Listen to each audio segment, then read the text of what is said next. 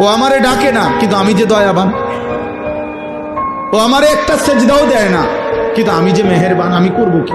আমি কেমনে ওরে শাস্তি দেই? আমি আল্লাহ কেমনে ওর খানা বন্ধ করে দেই?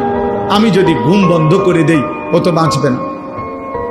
ও আমি যদি তার পেশাবের সার্কুলেশন বন্ধ করে দেই, পেশাবটাও যদি ঠিক মতো বাহির না হয়, ও তো বাঁচবে না। ওর পায়খানা যদি একদিন আটকায়া থাকে, ও তো বাঁচবে না। ওর নিঃশ্বাস যদি 1 সেকেন্ড আটকায় থাকে, ও তো বাঁচবে না। আমি যে রহমান, আমি যে দয়ালু। তবে আল্লাহ বলে, বান্দা তবে শেষ তুমি ভেবেছ আমি শুধু দয়াই করে যাব?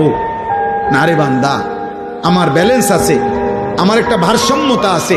আমি আল্লাহ আজ দুনিয়ায় মৃত্যু পর্যন্ত ওয়াদা দিছি, তোমার আমি লালন পালন করব, খাওয়াবো, পড়াবো, ডাকলেও না ডাকলেও, সেজদা দিলেও না দিলেও আমার গোলামি করো আর নাফরমানি করো।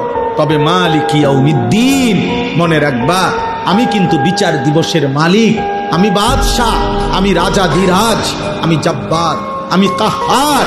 আজ দুনিয়ায় আমি যা দিয়েছি, খোদার কসম আল্লাহ বলছে, বান্দা তার সব কিছুর চুলচা, বিন্দু বিন্দু, জাররা জাররা হিসাব আবার আখিরাতে আমি নেব।